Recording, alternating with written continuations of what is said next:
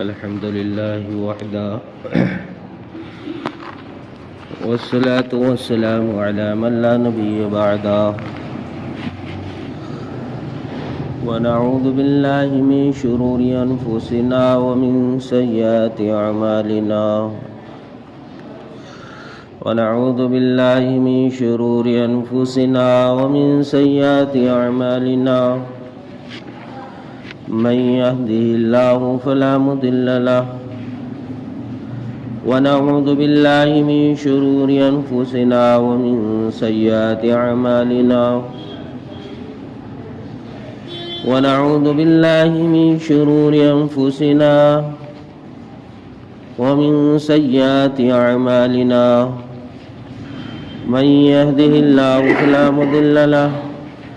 ومن يضلله فلا هادي له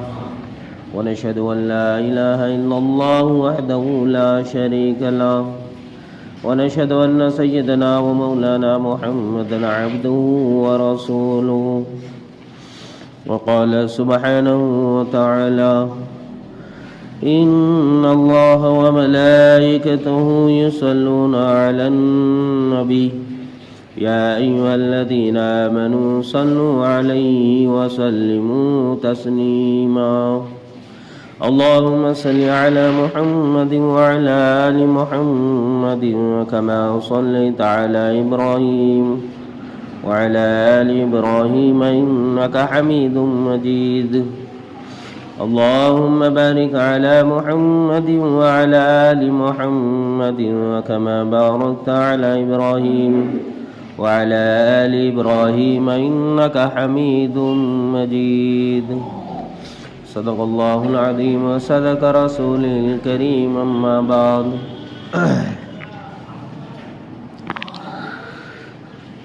میرے محترم معزز سامعین کرام، اللہ تبارک و تعالی نے ایمان والوں سے ہر دور میں قربانیوں کو لینا پسند کیا ہے، اور ہر دور میں ایمان والوں ہی نے اپنی جان اور مال کی قربانیاں دے کر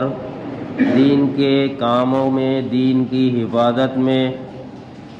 اور دین کو آگے بڑھانے میں اپنے آپ کو آگے رکھا۔ ایمان والوں ہی نے اپنے جان اور اپنے مال کی پرواہ نہ کرتے ہوئے ہر وقت میں باطل طاقتوں سے ٹکرانے کے لیے اپنے آپ کو سامنے ان کے کھڑا کیا، جس کی وجہ سے اللہ تبارک و تعالی نے اس دنیا میں ایمان کو، اسلام کو، شریعت کو، سنتوں کو باقی رکھا، جو آج ہم تک پہنچا ہے۔ باطل طاقتیں ہر طرف سے، ہر شکل میں ایمان والوں کے سامنے کھڑی ہوئی، لیکن ایمان والا باطل طاقتوں سے نہ ڈرا، نہ گھبرایا، اور نہ باطل طاقتوں سے اپنے آپ کو ان کے سامنے جھکنا اور اپنے آپ کو پیچھے کرنا ایمان والے نے کبھی پسند کیا، کیونکہ ایمان والا وہ ہوتا ہے جو صرف اللہ رب العالمین پر یقین رکھتا ہے۔ ایمان والا وہ ہے جو رب کو رب مانے، پیدا کرنے والا رب اور موت دینے والا رب، انسان کو روزی دینے والا رب، انسان کو دنیاوی زندگی دینے والا جو رب ہے، اس رب کو، ان سارے چیزوں کا جو رب کو اختیار دے کر اس رب پر ایمان لے آتا ہے، تو پھر اس کا یقین اللہ کے ذات پر ہر نقشے میں اور ہر لمحے میں، ہر قدم پر یہ پھر اسی رب کے سامنے اپنے آپ کو جھکاتا بھی ہے اور اسی سے ڈرتا ہے۔ ایمان والوں ہی نے اللہ رب العالمین کے احکامات کو جب اپنے زندگیوں میں لیا تو باطل طاقتوں نے ان سے مقابلہ کیا۔ صحاباؤں کا دور دیکھیں گے تو صحاباؤں نے باطل طاقتوں سے ٹکرایا بے خوف ہو کر، نہ ان کے ذہنوں میں یہ بات آئی کہ ان کے پاس ہتھیار ہے، ان کے پاس طاقتیں ہیں، ان کے پاس فوجیں ہیں، ان کے پاس ساری اشیاء ہے، ہمارے پاس کوئی شے نہیں ہے، کبھی ان کے دلوں میں یہ خیالات نہیں آئے، بلکہ ان کے ذہنوں میں یہ خیالات ہر وقت رہا کرتے تھے کہ یہ ساری مخلوق ہے اور یہ مخلوق سے بڑھ کر طاقتور جو ذات ہے وہ رب العالمین ہے، ساری طاقتوں سے بڑھ کر رب کی طاقت ہے، ساری طاقتوں سے بڑھ کر رب ہی کی قوت ہے، اور اس کی قوت اور اس کی طاقت کے سامنے یہ مخلوق اس کی کوئی اہمیت نہیں ہے، اس کی کوئی طاقت نہیں ہے۔ یہ تصور کے ساتھ میں صحاباؤں نے بڑے بڑے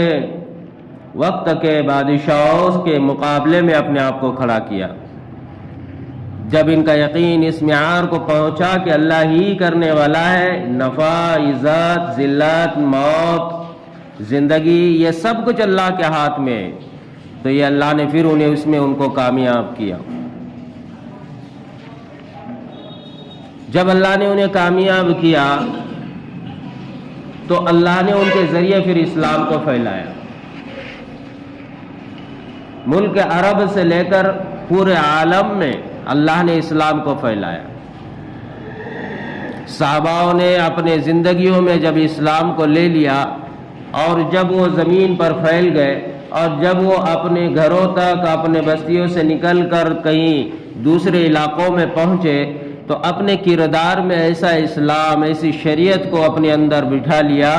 کہ ان کے کردار کو دیکھ کر لوگوں نے اسلام میں خود بخود آنا شروع کر دیا، کیونکہ یہ اسلام انسان کے زندگیوں سے پہچانا جاتا تھا، انسان کے اعمال اور انسان کے کردار سے اسلام کو پہچانا جاتا تھا۔ یہ اسلام ہی تھا جس سے پوری طاقتیں ڈرتی تھی، پوری قوتیں ڈرتی تھی۔ یہ اسلام ہی کے بنیاد پر صحاباؤں کو اللہ نے بڑے بڑے ملکوں کی فتح دے دی۔ یہ اسلامی کے بنیاد پر اللہ رب العالمین نے صحاباؤں کو جہاں گئے وہاں ان کو جو ہے فاتح کر دیا، وہاں پر ان لوگوں نے اپنے اسلام کے جھنڈے گاڑے۔ جس طرف صحابہ رضی اللہ تعالیٰ عنہ نے اپنی جماعت کو لے کر گئے، اللہ نے ان کے ذریعے وہاں کے باطل کو رون ڈالا۔ یہ اسلام کی طاقت ہے، یہ ایمان کی طاقت ہے، یہ شریعت کی طاقت ہے۔ ہمارے ہندوستان کے اندر بھی اسلام ہی کے وجہ سے اللہ رب العالمین نے یہاں کے باطل طاقتوں کو توڑا۔ اس ملک کے اندر اللہ رب العالمین نے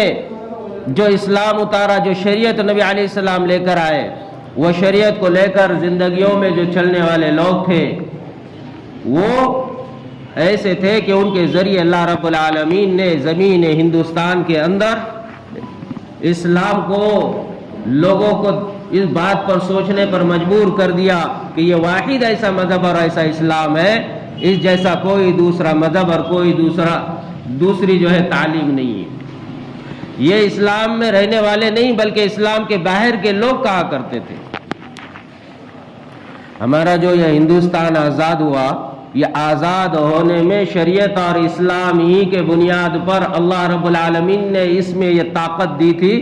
کہ انہی کے بدولت اللہ نے ہمارے اس ہندوستان کو انگریزوں سے آزاد کرایا۔ یہ انگریزوں کی جو طاقت تھی، باطل طاقت ہے، ان سے مقابلہ کرنے کے لیے جو سب سے پہلے کھڑے ہونے والی جو قوم تھی وہ مسلمان ہی تھے، اور وہ ایسے ویسے نہیں تھے، بلکہ ان کے پاس جو شریعت اور جو اللہ رب العالمین کا جو دین تھا ان کے زندگیوں میں ایسا تھا کہ وہ اپنے زندگیوں میں لے کر حکومتیں کیا کرتے تھے کہ ان لوگوں نے 700-800 سال تک اس ہندوستان کے اوپر جو ہے اور اپنی حکومتوں کو باقی رکھا، چلایا۔ لیکن جب انگریزوں کا دور آیا، جب حکومتیں ختم ہو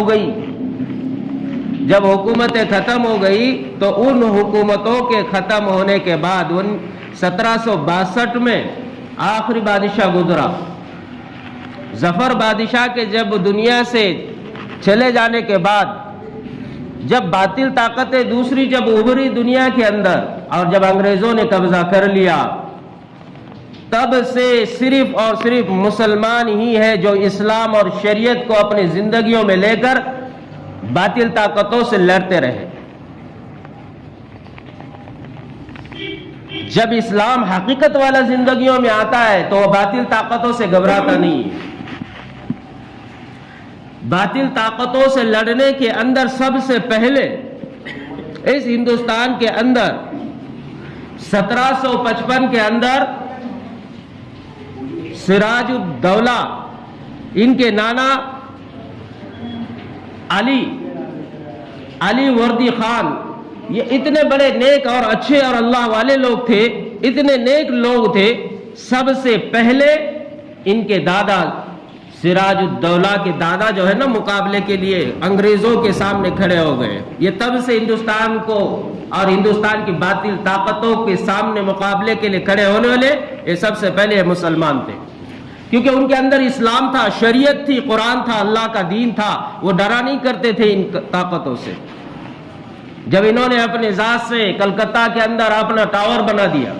اور وہاں پر آ کر مسلمانوں کے خلاف اور ہندوستان کے خلاف جب سازشیں رچنے اور میٹنگیں کرنے شروع کر دیے تو یہ ان کے نانا علی وردی خان نے ان کے اس جو ہے میٹنگ خانے کو توڑ دیا۔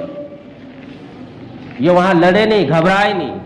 ڈرے نہیں، گھبرائے نہیں، پیچھے نہیں ہٹے، بلکہ وہاں مقابلہ کر کر ان کے ساتھ میں اپنے آپ کو پہلی انہوں نے وہاں پر ان کے ساتھ میں جنگ کی۔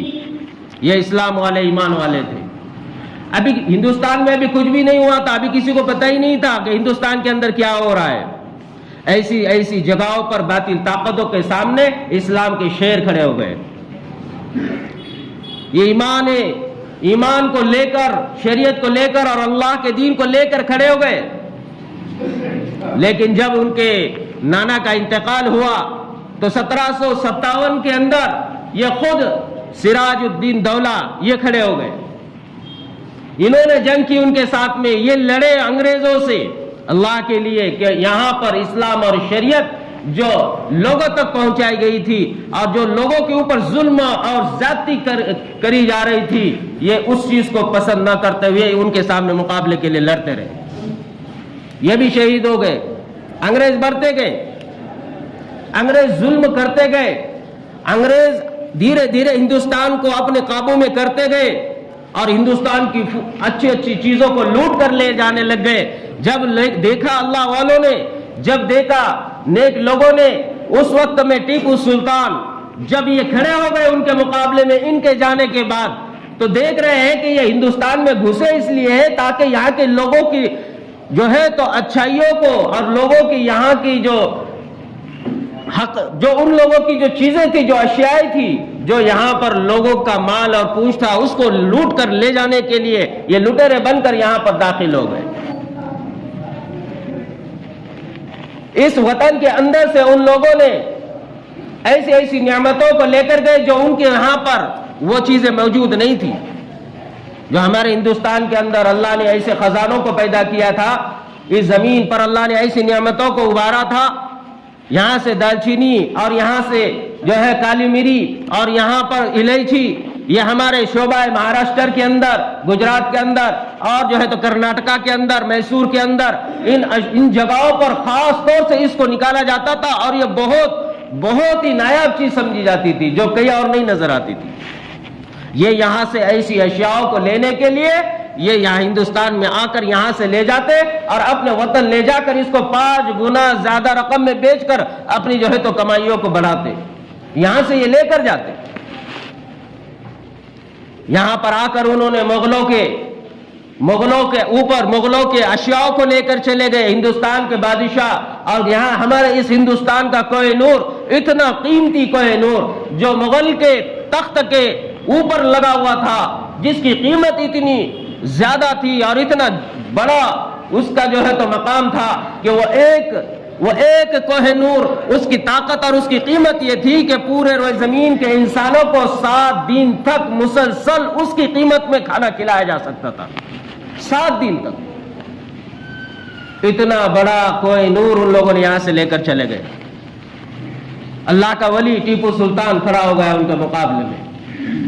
کہ یہ لوگوں کو غلام بنا کر، لوگوں کو جو ہے اپنے قابو میں کر کر، لوگوں کے اوپر ظلم کر کر لوگوں کے اشیاء کو اس ہندوستان سے لے جانے لگ گئے۔ تو ٹیپو سلطان نے ان کے ساتھ میں مقابلہ کیا۔ ٹیپو سلطان لڑتے رہے، لیکن 1799 میں ٹیپو سلطان بھی شہید کر دیے گئے۔ جس وقت ٹیپو سلطان شہید ہو گئے، جو اللہ کا اتنا نیک اور پارسا اور ولی صفت انسان، جس نے اس ہندوستان کے اندر اس ہندوستان کی بقا اور حفاظت کے لیے لڑ کر اپنے آپ کو قربان کیا، شہید کیا، ان کو جب شہید کر دیا گیا تو ان کی اس لاش کو انگریزوں نے اس کے ناش کے قریب تک جانا پسند نہیں کیا، کہ وہ دیکھ نہیں سکتے تھے، اتنی ان کی ہیبت اور اتنا ان کا ڈر تھا، ان کے چہرے پر، ان کے جسم پر ایمانی طاقت ایسی تھی اور اعمالی نور ایسا تھا کہ یہ ان کے قریب جا کر ان کے چہرے کو بھی دیکھنے کے لیے تیار نہیں تھے۔ 3 دن مسلسل وہیں پر گرے رہے ہو میدان کے اندر۔ جب انگریز کے لیڈر نے 3 دن کے بعد قریب ڈرتے ہوئے گیا، ان کو دیکھا، ان کو ہاتھ لگایا، اب جب ان کو چیک کیا کہ کہیں یہ شہید ہو گئے یا نہیں ہو گئے، جب شہید ہو گئے اس کو یہ اس بات کی اچھی طریقے سے یقیندانی ہو گئی، تو اس وقت اس نے جھنڈا نکالا اور ان کے سینے کے اوپر رکھا اور رکھ کر کہا، اس وقت میں اس نے سب سے پہلا جملہ کہا اور یہ کہا تھا کہ آج سے یہ ہندوستان ہمارا ہے۔ ٹیپو سلطان کو شہید کرنے کے بعد ان لوگوں نے سب سے پہلے یہ جملہ کہا، اور اس وقت انہوں نے یہ کہا کہ آج سے یہ ہندوستان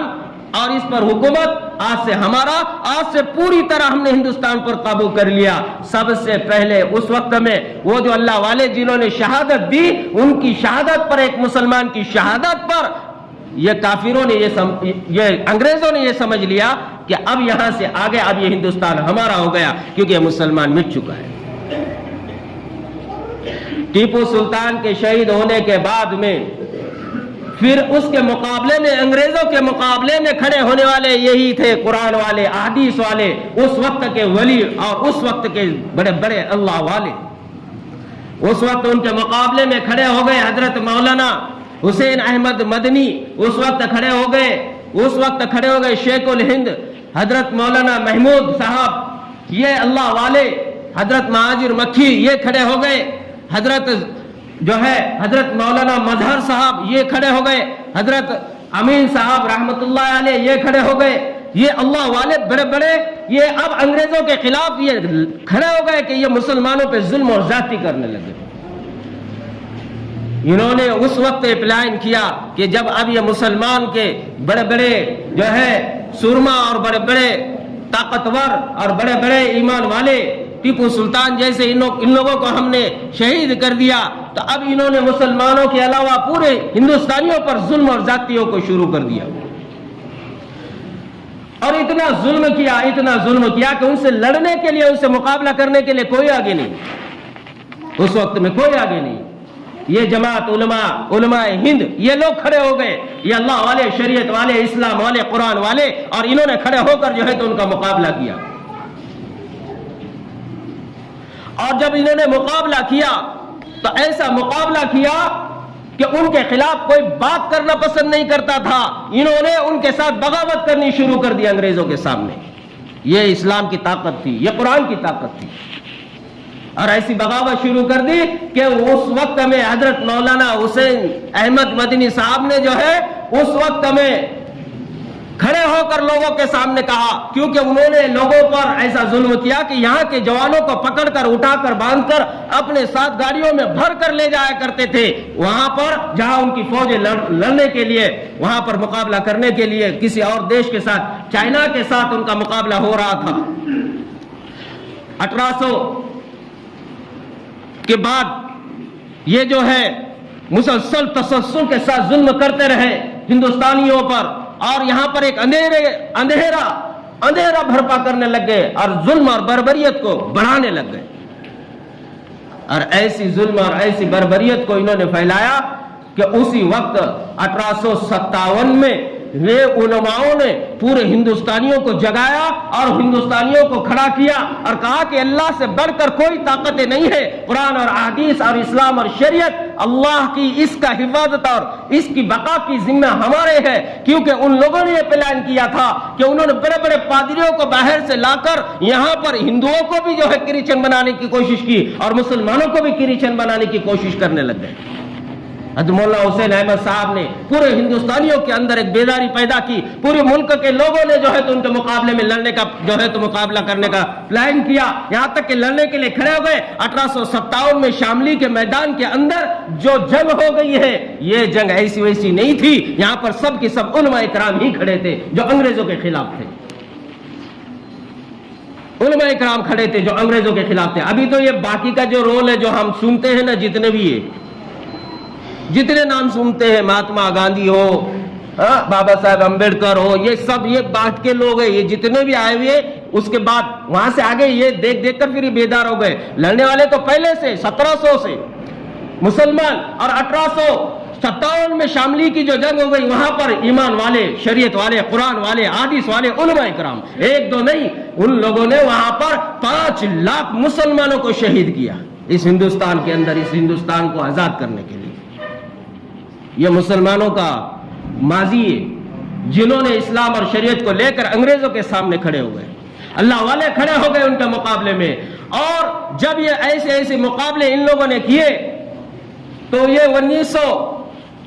1934 کے اندر اب جو ہے نا حسین احمد مدنی کے سامنے ایک بڑا مسئلہ آیا کہ وہ لوگ پکڑ پکڑ کر لے جانے لگ گئے، اور وہاں پر چائنا کے مقابلے میں ان کے فوجوں کے اندر یہاں کے ہندوستانیوں کو کھڑے کرنے لگ گئے کہ ان کے ساتھ میں لڑو جبرن، اور لوگ بھی جو ہے ڈر کر خوف کھا کر ان کے فوجوں کے اندر داخل ہونے لگ گئے۔ اس وقت مولانا حسین احمد مدنی کھڑے ہو گئے اور انہوں نے کہا کہ اے ہندوستان والوں، اے مسلمانوں، اے لوگوں، سن لو، قرآن یہ کہتی ہے، شریعت یہ کہتی ہے، اسلام یہ کہتا ہے کہ انگریزوں کے فوج کے اندر داخل ہونا تمہارے لیے حرام ہے، تمہارے لیے گناہ ہے۔ یہ سب سے پہلا وہ فتویٰ حضرت مولانا حسین احمد مدنی نے دیا جو انگریزوں کے خلاف تھا، اس لیے یہ فتویوں سے ڈرتے ہیں۔ جب یہ فتویٰ چلا، ایسا فتویٰ چلا یہ کہ انگریز بھی تھر تھر کرنے لگ گئے، اور اس وقت میں انگریزوں نے پلان کیا کہ جس نے فتویٰ دیا ہے ان کو لاؤ، پکڑ کر ان کو لایا گیا کراچی کے جو ہے نا وہاں پر عدالت کے سامنے، جج کے سامنے انہیں کھڑا کر دیا گیا۔ جب جج کے سامنے کھڑا کر دیا، جج نے کہا کہ تم یہ کہتے ہو کہ انگریزوں کی جو ہے فوج کے اندر شامل ہونا اور ان کے فوج میں داخل ہونا حرام ہے، گناہ ہے؟ تو سامنے سے کہنے لگ گئے کہتے ہو کیا ہے؟ کہا کہ میں کہتا تھا، کہتا ہوں، اب بھی یہی کہتا ہوں کہ انگریزوں کے فوج کے اندر داخل ہونا، شامل ہونا، یہ مسلمان ہو یا کوئی بھی ہو ان کے لیے گناہ ہے، حرام ہے، گناہ ہے، حرام ہے، یہ میں کہتا ہوں۔ تو اب یہ بڑا مسئلہ بن گیا۔ انہوں نے کہا تمہیں پتا ہے اس کی سزا کیا ہو سکتی ہے؟ تمہیں پتا ہے کہ اس کے بدلے میں تمہارے لیے کیا جو ہے تو حکم دیا جا سکتا ہے؟ تو انہوں نے اس وقت میں کہا کہ تم جو بھی حکم دو مجھے اس کی کوئی پرواہ نہیں ہے، تم جو بھی فیصلہ کرو مجھے اس کی پرواہ نہیں ہو، تم مجھے ڈراتے ہو۔ اس وقت میں لال بہادر شاستری نے جو ہے نا اس وقت میں کھڑے ہو گئے اور ان کے سامنے کہا کہ حضرت یہ فتویٰ بدل دو۔ نہیں، ملا علی جوہر وہ کھڑے ہو گئے۔ ملا علی جوہر نے کہا کہ حضرت یہ فتویٰ پیچھے لے لو، اگر تم نے فتویٰ پیچھے لیا تو تمہاری خیر ہے، ورنہ یہ تو تمہارے خلاف کچھ بھی کر سکتے۔ تو اس وقت میں مولانا حسین احمد مدنی نے کہا اگر میں نے آج یہ فتویٰ پیچھے لیا تو یہاں پر صرف فتویٰ نہیں بدلے گا بلکہ یہاں پر ہندوستان میں رہنے والے مسلمانوں کا ایمان بھی بدل جائے گا، اور میں نہیں چاہتا کہ میرے اس ایک فتوے کی وجہ سے ہندوستانیوں کا ایمان بدلے۔ میں تو وہ ہوں، اگر مجھے انہوں نے موت بھی دے دی تو میں صحاباؤں کے نقش قدم پر اور میں اللہ کے خوف اور نبی علیہ السلام کے عشق کے ساتھ جینے والا ہوں۔ مجھے پرواہ نہیں ہے میرے ساتھ یہ کیا کرے، میں بھی صحاباؤں کی طرح اپنی جان کی قربانی دوں گا اس دیش کے لیے، ان لوگوں کے ایمان اور امان کے لیے، شریعت اور اسلام کے لیے۔ انہوں نے یہ کہا اور کہا آپ جو چاہے مجھے وہ سزا دے دو، یہاں تک کہ پھر انہوں نے سامنے سے سزا کے لیے کہا. لوگوں نے اور پریشر ڈالا تو انہوں نے اپنے بغل سے تھیلی نکالی اور کہا کہ تمہیں پتا ہے اس کے اندر کیا ہے؟ مولانا حسین احمد مدنی کہنے لگے تمہیں پتا ہے اس کے اندر کیا ہے؟ انہوں نے کہا کیا ہے؟ انہوں نے اس کو کھولا اور اس کے اندر سے کفن نکالا اور کفن نکال کر سامنے بچھا دیا اور کہا دیکھو تم مجھے موت سے ڈراتے ہو، تمہارے ڈرانے سے پہلے میں نے میرا سامان دیوبند سے اپنے ساتھ لے کر آیا ہوں کہ یہ میرا کفن ہے، مجھے اس کے اندر دفن کر دو. یہ وہ اللہ والے تھے جنہوں نے اسلام کے لیے اور ایمان کے لیے سودا نہیں کیا بلکہ اسلام کے لیے ایمان کے لیے اپنی جانوں کو کٹایا. یہ کھڑے ہو گئے. حضرت مولانا حسین احمد مدنی اتنے بڑے وقت کے اس وقت کے اتنے بڑے وقت کے ولی اللہ والے، انہوں نے انگریزوں کے خلاف یہ کیا تو انہوں نے ان کو جیل کے اندر ڈال دیا، مالٹا کے جیل میں. ان کے ساتھ اور 200 ساتھیوں کو، 200 علماء کراموں کو اور جو ان کے حامی لیتے تھے ان کو، جو ان کے پیچھے چلتے تھے 200 کو مالٹا کے جیل کے اندر. اب وہاں پر ان کے اوپر ظلم اور زیادتی ڈھانے لگ گئے. علماء کے اوپر بدن سے کپڑے نکال کر برف کے جو ہے تو سیل کے اوپر لٹایا جاتا، ان کے جسم کو انگاروں کے اوپر رکھا جاتا تھا، ان کو طرح طرح کی اذیتیں اور تکالیفیں دی جاتی تھی. 7 سمندر پار جب ان کو لے گئے اور مالٹا کے جیل کے اندر علماء کے ساتھ میں ان کو قید کر دیا گیا، وہاں پر ان کے سامنے کہا کرتے تھے وہاں کے لوگ، وہ انگریز کے، آپ صرف یہ فتویٰ بدل دو ہم تمہیں چھوڑ دیں گے. تو کہتے تھے کہ میری جان چلے جائے مجھے اس کی پرواہ نہیں ہے لیکن میں فتویٰ نہیں بدلوں گا. کل بھی یہی کہتا تھا کہ انگریزوں کے سامنے انگریزوں کے ساتھ ملنا گناہ ہے اور حرام ہے، ان کے ساتھ ان کے فوج میں داخل ہونا گناہ اور حرام ہے. یہ اسلامی شیر. وہاں سے پھر کچھ مدت بعد پھر واپس آئے، ان کا انتقال ہوا. جب ان کا انتقال ہوا تو جب انہیں نہلانے کے لیے کفن دینے کے لیے جب ان کو لٹھایا گیا، مولانا محمود صاحب تو جب ان کو لٹایا گیا کفن دینے لگ گئے تو دیکھا لوگوں نے ان کے جسم پر پورے کالے چھٹے ہیں، پورے جسم پر ایسا کہ جلا ہوا جسم ہے، پیٹھ کا پورا جلا ہوا. تو ان کے شاگرد سے کہا مولانا حسین صاحب سے کہ یہ کیا مسئلہ ہے؟ یہ حضرت کا جسم تو بڑا خوبصورت ہے حضرت، یہ جسم کے ساتھ کیا ہوا ہے؟ تو انہوں نے کہا یہ راز ہے ہم دونوں کے بیچ میں، لیکن اب یہ دنیا سے چلے گئے ہیں. پھر اب میں تمہیں بتاتا ہوں کہ یہ مسئلہ ہے کہ انگریزوں نے ان سے یہ کہا تھا اگر تم ہندوستان کے مسلمانوں کو یہ کہہ دو کہ میں آپ کے ساتھ ہوں، اگر صرف آپ یہ کہہ دیں گے، اتنا کہہ دو کہ ہم انگریز کے ساتھ ہیں، اگر آپ نے یہ نہیں کہا تو کہا کہ ہم اس کا بہت برا انجام کر دیں گے. تو انہوں نے اس وقت کہا چاہے میری جان لے لو، چاہے میرا جسم کاٹ دو، لیکن میں یہ نہیں کہوں گا کہ میں انگریزوں کے ساتھ ہوں. اس کے یوز میں ان لوگوں نے ہمارے آنکھوں کے سامنے آگ جلائی، کوئلے جلائے اور اس کے اوپر انہیں لٹایا. ہم نے دیکھا ان کے جسم کے خون کے بوند سے وہ جو ہے تو آگ کے شرارے بجھ گئے. یہ اس کے نشان ہے. یہ ہندوستان کو آزاد کرنے والے یہ لوگ ہیں. یہی مولانا ابوالکلام، ان کو بھی جب جیل کے اندر کھڑا کر دیا گیا جج کے سامنے اور ان سے کہا کہ آپ کو پتا ہے کہ آپ جو ہے ہمارے سامنے ہمارے خلاف اور ہمارے لوگوں کے خلاف اور ہماری حکومت کے خلاف بات کرتے ہو اور لوگوں کو ورگلاتے ہو، اس کی سزا تمہیں کیا ملیں گی پتا ہے؟ تو وہ کہنے لگ گئے اس کی سزا تم جو چاہے دو، ہمیں وہ پسند ہے، لیکن آپ کے سامنے آپ کے ساتھ ملنا یہ ہمیں ہرگز پسند نہیں ہے. تو جج نے پوچھا کہ تمہارا کیا نام ہے؟ سامنے سے کہا لکھنے والے نے کہ ابوالکلام بتاؤ تمہارے والد کا نام کیا ہے؟ تو انہوں نے اس کی طرف کوئی توجہ نہیں دی. سامنے سے کہا ابوالکلام تمہارا کیا نام ہے؟ انہوں نے بے رخی سے کہا یہ ابوالکلام کیا ہوتا ہے؟ میرا نام جو ہے حقیقت والا جو میرے ماں باپ نے رکھا ہوا ہے وہ نام سے پکارو. تم جو ابوالکلام جو لوگ مجھے پکارتے ہیں یہ میرا تقلیہ کلام ہے، تم میرے نام سے پکارو مجھے، میرے نام لیں گے تب میں آپ کی طرح مخاطب ہوگا. آپ کون ہوتے مجھے ابوالکلام کہنے والے؟ یہ جج کے سامنے کہنے لگ گئے. تو انہوں نے کہا اچھا بتاؤ تمہارا کیا نام ہے؟ کہا میرا نام محی الدین ہے. کہا تمہارے والد کا نام کیا ہے؟ کہا میرے والد کا نام فلاں ہے. کہا تمہارا پیشہ کیا ہے؟ تو نیچے گردن تھی یوں دیکھا اور خاموش. اس نے پھر پوچھا کہ تمہارا پیشہ کیا ہے؟ کہا کہ پیشہ سنو گے اور پیشہ بتاؤں گا لکھ لو گے؟ کہا کہ ہاں لکھوں گا. بولو پیشہ کیا ہے؟ کہا کہ میرا پیشہ یہ ہے کہ انگریزوں کے خلاف بغاوت کرنا، یہی میرا پیشہ ہے. تو سامنے جج تھا، ہکا بکا رہ گیا. اس نے جو قلم تھی وہ اپنے منہ کو لگائی اور یوں سوچ میں گر گیا اور سامنے سے کہا کہ تم بتائیں اس کی سزا ہو سکتی ہے، اس کی سزا ہو سکتی ہے؟ تو انہوں نے کہا کہ ہاں سزا ہو سکتی ہے، مجھے منظور ہے۔ پھر سامنے سے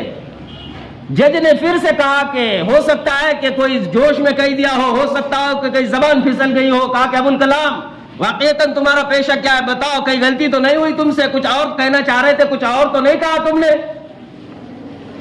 تو سامنے سے انہوں نے کہا، مولانا ابوالکلام آزاد نے کہ کہا کہ میں جھوٹ نہیں بولتا، یہ میرے سامنے میرے مفتی کفایت اللہ صاحب ہے، مولانا سعید صاحب ہے، مولانا حسین مدنی ہے، یہ تینوں میرے دوست ہیں، یہ سامنے بیٹھے ہوئے ہیں،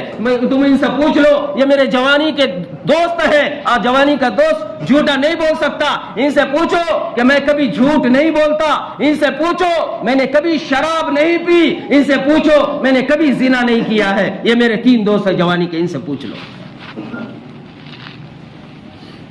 تو جج نے جب یہ سنا تو ہکا بکا رہا، اپنی قلم کو اٹھایا اور پیپر پر لکھا کہ 6 ماہ تمہیں اس کی قید کی سزا سنائی جاتی ہے۔ اس نے لکھ دیا۔ جب اس نے یہ لکھا تو سامنے سے مولانا ابوالکلام کہنے لگ گئے کہ جج صاحب، مجھے جو آپ نے سزا سنائی ہے، یہ سزا سنانے میں جو آپ کا قلم اور آپ کا ہاتھ حرکت جتنی مرتبہ کر چکا ہے، اس میں سے ایک مرتبہ بھی میرے دل کے اندر یہ سزا سن کر حرکت نہیں ہوئی، تھوڑا اتنا ڈر نہیں لگا، میرا دل تڑپا نہیں ہے کہ آپ مجھے جو ہے تو جیل کی سزا سنا رہے، جتنا آپ کا قلم ہلا، آپ کی جو ہے تو ہاتھ ہلے۔ اتنا بے خوف ہو کر وہ لڑنے والے، ان کے جو ہے نا وائف انتقال ہو گئی، جیل کے اندر تھے۔ تو انگریز نے کہا کہ 3 دن آپ چلے جاؤ، آپ کو اجازت ہے کہ آپ دفن کرانے کے لیے، ان کی جنازے میں شریک ہونے کے لیے۔ تو سامنے سے مولانا ابوالکلام نے کہا، مجھے انگریزوں کی بھیک نہیں چاہیے، آپ مجھے بھیک دیتے ہو، 3 دن کی چھٹی دے رہے ہو، مجھے نہیں چاہیے، جاؤ ان سے کہہ دو میرے بیوی کو دفن کر دو، نماز جنازہ پڑھا لو، کیونکہ یہ فرض کفایہ ہے، اور میں جس مشن پر ہوں یہاں پر، پورے روئے زمین ہندوستان کے مسلمانوں کی ایمان کی، اسلام کی اور شریعت کی بقا کے لیے میں اپنے آپ کو میں نے یہاں پر پایا ہو، کھڑا کیا ہو، میں یہاں پر اٹکا ہوا ہوں، میں نہیں چاہتا کہ فرض کفایہ کی طرف میں آگے بڑھوں، جبکہ میں جس مشن پر ہوں وہ فرض عین ہے کہ لوگوں کا ایمان بچائے، شریعت بچائے، قرآن بچائے، اسلام بچائے اور ہندوستان کے مسلمانوں کو مرتد ہونے سے بچائے۔ میں تو جاؤ کہہ دو میرے بیوی کو حوض کوثر پر مل لوں گا، لیکن اب آگے چاہے جو بھی ہو جائے میں یہاں سے آگے نہیں جاؤں گا، بلکہ ہندوستان کے مسلمانوں کے لیے اپنی جان کو لگا لوں گا۔ یہ ابوالکلام آزاد، یہ ایسے لوگ ہیں جنہوں نے قربانیاں دی اسلام کے لیے، ایسے لوگ ہیں جنہوں نے اسلام کو اپنے ذات سے ایسا یہ کیا کہ 1800 کے بعد 1857 سے لے کر 1947 تک یہ مسلسل مسلمان لڑتے رہے۔ پھر یہ جو ہے 1890 کے آس پاس یا پھر اوپر نیچے کہیں، پھر 1900 کے آس پاس پھر یہاں سے جو ہے نا یہ دیگر لوگ چڑھتے گئے، جڑتے گئے، بنتے گئے۔ جب انہوں نے دیکھا، مولانا حسین صاحب مدنی نے جب جیل سے رہا ہو کر واپس آئے، انہوں نے کہا کہ صرف مسلمان ہی کو جو ہے تو ٹارگٹ کی، مسلمان ہی صرف اکیلا ہے انگریز کے خلاف، کہا کہ چلو دوسروں کو بھی ساتھ میں لے لو۔ اس وقت میں مہاتما گاندھی جو ہے پڑھ کر جو ہے افریقہ سے ہندوستان آئے تھے، اور جب آئے تو انہوں نے کہا کہ چلو ان کو ساتھ لے لو، ان کے ساتھ گئے، ان سے بات کیے۔ اس وقت میں جمعیت علماء کے پاس جو پونجی تھی، جو جمع تھی، اس بجٹ سے مہاتما گاندھی کو پورے ہندوستان کا انہوں نے دورہ کرایا۔ تب سے جو ہے تو مہاتما گاندھی کو اس مشن میں انہوں نے ساتھ میں لیا۔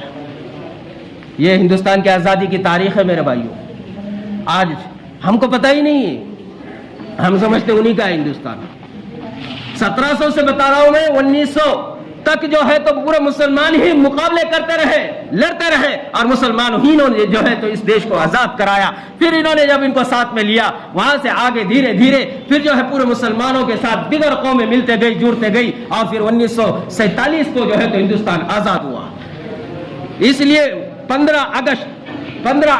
1947 کو یہ ہندوستان آزاد ہوا، اور 26 جنوری 1950 کو یہ جو ہم جھنڈا بھڑکاتے ہیں، یہ جو کرتے ہیں 26 جنوری، یہاں پر ہمارے دیش کے لیے قانون بنا۔ ہمیں پتا ہے کہ یہ قانون بنا 1950 کے اندر، اور یہ قانون بننے کے بعد پھر جو ہے تو پورے ہندوستان کے اوپر لاگو کر دیا گیا، اور یہ قانون بنانے میں آپ کو پتا ہے یہ قانون بنانے میں جو ہے 380 لوگوں کی ٹیم بنائی گئی کہ ہندوستان جب آزاد تو ہوا، قانون کون سا ہو، کیسا اس کو چلایا گیا، 380 لوگوں کی ٹیم بنائی گئی کہ ایک قانون بنایا جائے جس کے تحت یہ ہندوستان چلے، کیونکہ ہر ذات کا انسان یہاں پر ہے، ہر قوم اور ہر مخلوق یہاں پر ہے۔ تو لوگوں نے جو ہے بہت کوشش اور جد و جہد کی، اور جب کرنے کے بعد یہ جو ٹیم بنی، ان کو یہ کہا کہ آپ ایک ایسا قانون بنائیں۔ انہوں نے ایک ٹیم چھانٹ کر بنائی جو 7 لوگوں کی تھی، جس میں جو ہے تو جس کے چیئرمین اور جس کے ہیڈ جو بنائے گئے بھیم راؤ بابا صاحب امبیڈکر، ان کو بنایا گیا۔ لیکن ان کے ساتھ میں جو لوگ تھے یہ کئی بیمار ہو گئے، کئی چلے گئے، یہ گھٹتے گھٹتے سب کچھ ادھر ادھر چلے گئے۔ اکیلے بھیم راؤ ڈاکٹر صاحب امبیڈکر، ان کو بھی جو ہے نا اس پر کھڑے ہونے سے پہلے ان لوگوں نے ان کو دیکھا نہیں، وہاں گئے لندن کے جو ہے تو بڑے بڑے لندن کے جو ہے تو یونیورسٹی میں گئے، اور وہاں پر ان کو جا کر کہا ہمیں ایک گیانی انسان دے دو جو قانون بنائے، ہمیں ایک ہوشیار اور لو جاننے والا دے دو۔ وہاں کے لوگوں نے کہا، ان لوگوں نے، کہ تمہیں پتا ہے آپ کے ہندوستان میں کون سا انسان ہے؟ ایسا انسان ہے جس نے 12 ٹاپ ڈگریاں حاصل کی ہے بڑے بڑے یونیورسٹی سے، جو لو کا جاننے والا اس سے بہتر کوئی نہیں ہے۔ کہا کہ وہ کون ہے؟ کہا کہ وہ بابا صاحب امبیڈکر ہے۔ یہ لال بہادر شاہ، یہ پنڈت جواہر لال نہرو وہاں پر گئے تھے۔ یہ وہاں سے پھر واپس آئے کہ ہمارے ملک میں ہے یہ، تو وہ آ کر انہوں نے پھر جو ہے تو ان کے یہ ذمہ دے دیا، 7 لوگوں کو الگ کر ان کو کہا، وہاں پر ان کے ساتھ کے جو تھے سب بگڑ گئے، یہ اکیلے بچے۔ انہوں نے اس کے بعد 2 سال 11 مہینے 18 دن کے اندر قانون بنایا، جو 251 صفحات کے اوپر اس دیش کے قانون کی ایک بک لکھی گئی، جس کے اندر انہوں نے قانون لکھے۔ 2 سال 11 مہینے 18 دن کے اندر یہ قانون بنایا۔ وہ اکیلے نے 10 جو ہے تو بڑے بڑے 10 ملکوں کا اکیلے نے سفر کیا اور ایک قانون بنایا 2 سال 11 مہینے 18 دن میں 251 صفحات کے اوپر۔ اب یہ قانون کو نافذ کیا، یہ تو 2 مہینے پہلے ہی بنایا تھا، 2 مہینے بعد نافذ کیا 26 جنوری کو۔ اس کی بھی بہت بڑی ہسٹری ہے۔ اب جب اس کو بنایا اور لاگو کیا، اس کے مقابلے میں جو ہے نا یہ جھنڈا پھڑکایا جاتا ہے 26 جنوری کا، کہ دیش میں 1950 میں پورے دیش میں یہ اسلام یہ جو ہے تو قانون نافذ کیا گیا۔ اس میں بہت سارے علماء کرام ہیں، بہت سارے کیا پورے علماء کرام تھے، اور بہت اللہ والے تھے جنہوں نے قربانیاں دی۔ کتنی قربانیاں دی انشاءاللہ پھر کبھی بتائیں گے۔ 5 لاکھ تو پورے مسلمان تھے، اور 95,000 صرف علماء کرام تھے، جو ان لوگوں کو یہ ڈر تھا کہ ان کی وجہ سے پورے لوگ ہمارے خلاف کھڑے ہو رہے ہیں، یہ لڑنے کے لیے آگے اپنی جان کی پرواہ نہیں کر رہے۔ 95,000 لوگ جو صرف عالم اور حافظ اور فاضل تھے، ان لوگوں کو وہاں پر فصولیوں پر چڑھایا گیا، اور یہ ہندوستان کے آزاد کرنے کے جو بک ہے اس کے اوپر جو ٹیم بنائی گئی تھی جس کو لکھنے کے لیے 279 اس میں سے 90 پاکستانی تھے، ان کو وہ ادھر چلے گئے۔ جب یہ ڈیوائڈ ہوا تو پھر بچے 279۔ اس 279 جو ٹیم تھی اس کے اوپر جو بک کے اوپر جو قانون کو ڈکلیئر کرنے والے، قانون کو فعال کرنے والے، اور قانون کو جو ہے تو لاگو کرنے کی اجازت دینے والے، اور قانون کو بنانے والے، آپ کو پتا ہے اس کے اندر 35 لوگ مسلمان کی صحیح 35 لوگ مسلمان ہیں، اور اس اوریجنل بک کے اندر 35 مسلمان لوگوں کے سائن ہیں جو اوریجنل بک کے اندر ہے۔ لیکن ان لوگوں نے کیا کیا پتا ہے؟ حسد کی بنیاد پر اب جو اس کی جو چھپائیاں ہو رہی ہے، یہ 35 لوگوں کے ناموں کو کٹ کر کے صرف ایک نام رکھا، مولانا ابوالکلام آزاد۔ یہ حسد ہے۔ اور پھر 35 لوگ جو تھے، وہ اصل اوریجنل جو بک ہے اس کے اوپر جو نام ہے مسلمانوں کے، وہ 35 مسلمان ہیں جنہوں نے اس دیش کے قانون کو بنایا، اس دیش کو آزاد کرایا۔ اس میں سے بھی ان کے نام کو گھٹایا، لیکن اوریجنل پر آج بھی باقی ہے۔ تو میرے بھائیوں، اس ہندوستان ہو یا پھر چاہے فرعون کا دربار ہو، چاہے نمرود کا دربار ہو، چاہے انگریز کے جو ہے تو فوجیں ہو، جہاں بھی جو بھی ہو، ان کے سامنے ڈٹ کر ایمان، ڈٹ کر اسلام اور ڈٹ کر قرآن ہی کھڑا ہوا، اسلام اور شریعت والے ہی کھڑے ہوئے، اللہ والے ہی کھڑے ہوئے، اور جب یہ کھڑے ہو گئے اللہ نے اس کو فتح کرایا۔ یہ ہندوستان انگریزوں کے سامنے علماء کھڑے ہو گئے، اللہ نے اس کو فتح کرایا، اور اللہ نے ہمیں جو ہے تو آزادی عطا فرمائی۔ تو میرے بھائیوں، یہ اسلام کوئی ایسی چیز نہیں ہے، یہ اسلام اب اس دیش کو آزاد کرنے میں پورے مسلمانوں کا کردار ہے۔ اس لیے ہم اپنی ماضی کو دیکھیں، ہم اپنی اوقات اور اپنی اہمیت کو جانیں۔ یہ ہندوستان کسی کا نہیں ہے، ہندوستان ہمارا ہے۔ اللہ پاک سے دعا ہے اللہ پاک ہم سب کو اسلام اور شریعت کے مطابق جینے کی توفیق عطا فرمائے، قرآن اور حدیث کے مطابق جو ہے تو اللہ ہمیں جینے کی توفیق عطا فرمائے، اللہ ہماری نسلوں کی باطل طاقتوں سے، فرقہ واریین طاقت سے، بد نظریوں سے، اللہ لوگوں کی گمراہیوں سے ہم سب کی حفاظت فرمائے۔ وآخر دعوانا الحمدللہ رب العالمین۔